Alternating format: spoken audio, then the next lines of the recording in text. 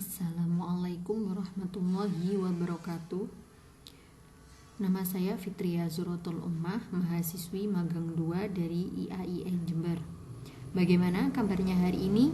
Semoga tetap sehat dan selalu dalam lindungan Allah Subhanahu wa Ta'ala.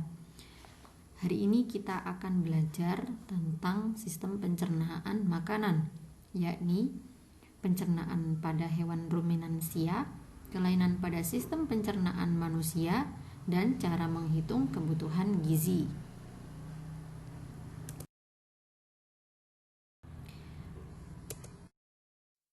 Nah, berikut adalah tujuan pembelajaran, kompetensi inti,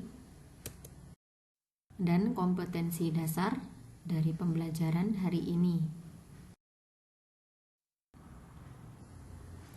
Nah, sebelumnya ada yang tahu nggak sih kenapa sapi disebut dengan hewan ruminansia? Sapi disebut hewan ruminansia karena mengunyah kembali makanannya yang sebelumnya telah masuk pada organ pencernaannya. Hal ini terjadi karena sapi memiliki lambung yang memiliki 4 ruang, yakni rumen, retikulum, omasum, dan abomasum.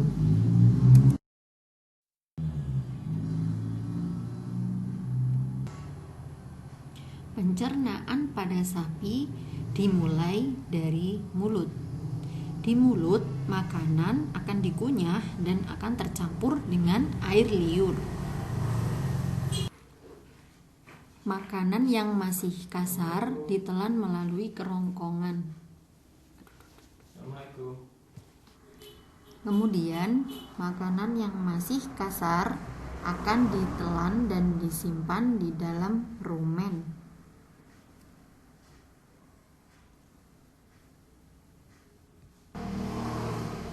Kemudian, masuk ke dalam retikulum. Di dalam retikulum, makanan dicerna secara kimiawi dan akan dibentuk menjadi bola-bola kecil yang biasanya disebut dengan bolus. Kemudian dikeluarkan lagi ke mulut untuk dimamah kembali. Makanan yang sudah dimamah akan masuk kembali ke omasum untuk dicerna lagi dengan cara kimiawi dan mekanis. Kemudian dilanjutkan ke abomasum yang merupakan lambung sebenarnya. Di dalam abomasum terjadi pencernaan secara kimiawi oleh enzim-enzim. Setelah itu, makanan akan menuju intestin atau usus halus untuk diserap sari-sari makanannya dan diedarkan ke seluruh tubuh. Kemudian, pada akhirnya makanan akan menuju ke usus besar.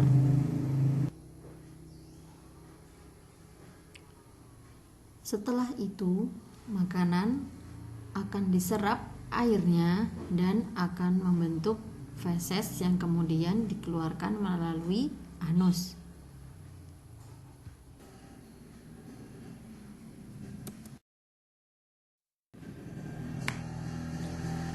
Gangguan pada sistem pencernaan manusia. Penyebab gangguan pada sistem pencernaan manusia diantaranya pola makan tidak teratur, sering terlambat makan, kurang mengkonsumsi makanan berserat seperti buah dan sayur, terlalu cepat menelan makanan, kebiasaan menunda buang air besar, stres, dan mengonsumsi makanan yang mengandung kuman.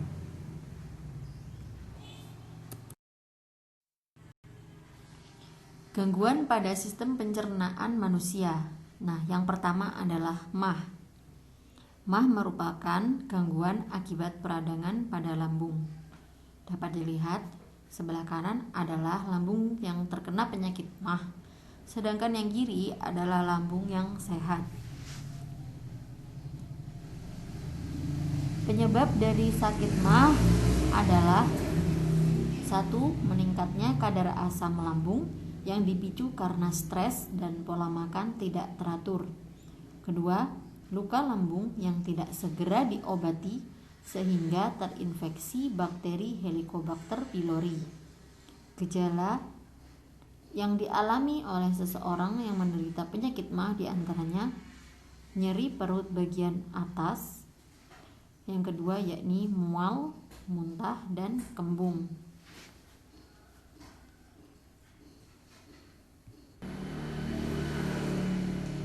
Pengobatan sakit MAH itu tergantung pada penyebab dan tingkat keparahannya. Nah, bila gejalanya ringan, perubahan gaya hidup mungkin sudah bisa meredakannya. Nah, diantaranya yakni dengan mengurangi makanan berlemak dan pedas, mengurangi konsumsi minuman beralkohol dan berkafein.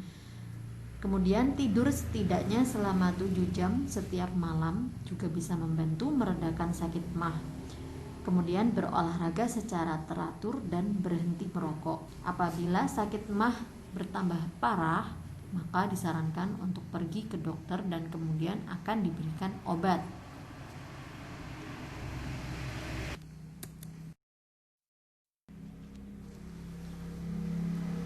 Gangguan yang kedua yakni kolera. Kolera merupakan penyakit diare akut yang disebabkan oleh infeksi usus karena mengkonsumsi makanan atau minuman yang terkontaminasi bakteri.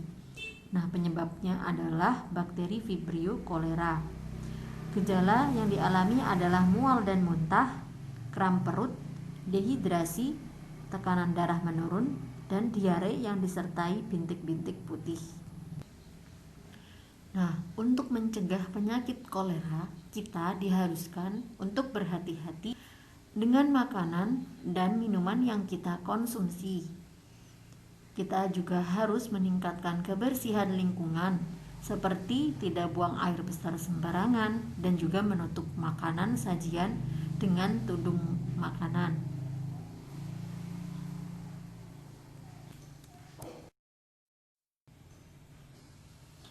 Gangguan yang berikutnya adalah diare. Nah, diare merupakan penyakit saluran pencernaan yang disebabkan oleh infeksi bakteri, parasit, maupun virus sehingga mengakibatkan iritasi pada selaput dinding usus besar atau kolon. Nah, penyebabnya adalah infeksi virus pada usus besar dan alergi makanan.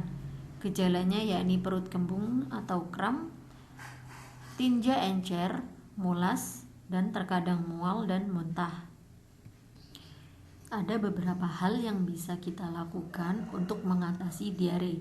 Di antaranya yakni mengkonsumsi banyak cairan untuk menggantikan kehilangan cairan, baik melalui oral maupun melalui intravena. Kemudian dapat juga dengan mengkonsumsi obat yang diresepkan oleh dokter.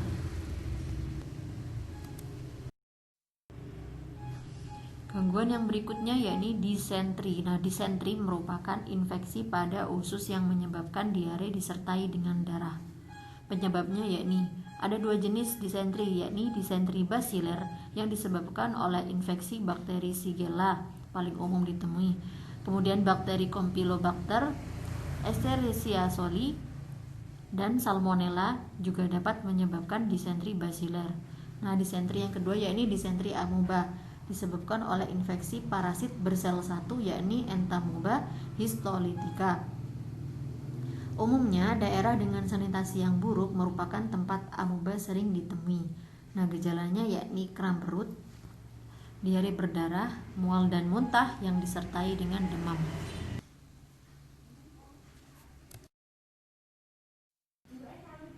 Gangguan yang berikutnya yakni konstipasi atau sembelit. Nah, sembelit merupakan gangguan pencernaan di mana penderita akan mengeluarkan feses yang keras. Penyebabnya yakni usus besar yang terlalu banyak menyerap air, kurang mengkonsumsi makanan berserat, dan kebiasaan buruk menunda buang air besar.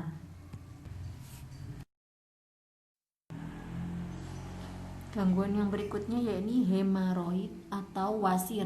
Nah, wasir merupakan pembengkakan berisi pembuluh darah yang membesar, kebanyakan ringan dan bahkan tidak menimbulkan gejala.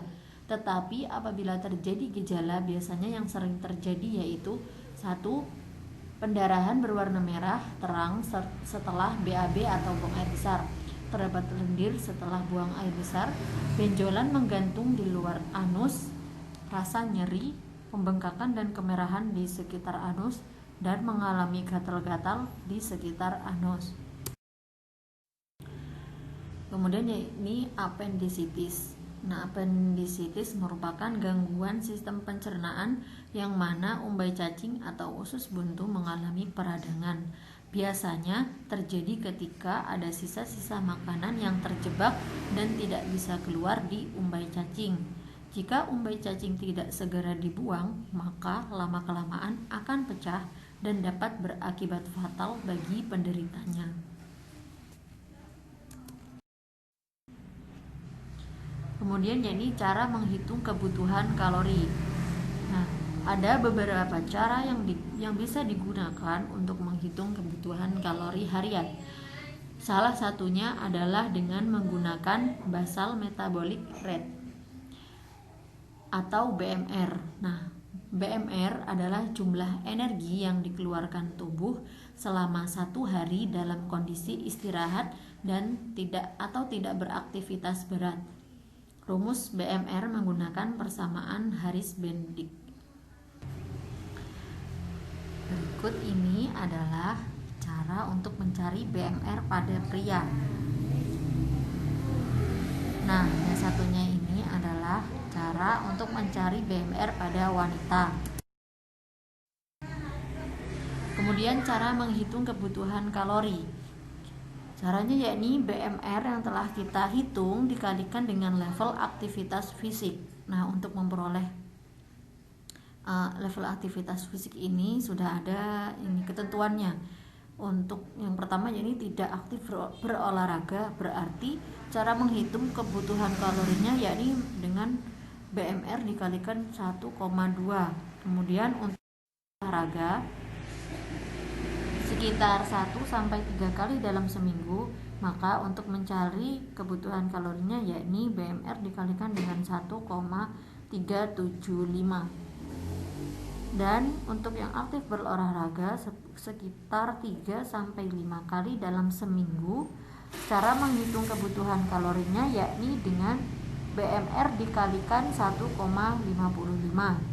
Kemudian yang terakhir yakni sangat aktif olahraga sekitar 6-7 kali dalam seminggu, maka cara mencari kebutuhan kalorinya yakni BMR dikalikan 1,5.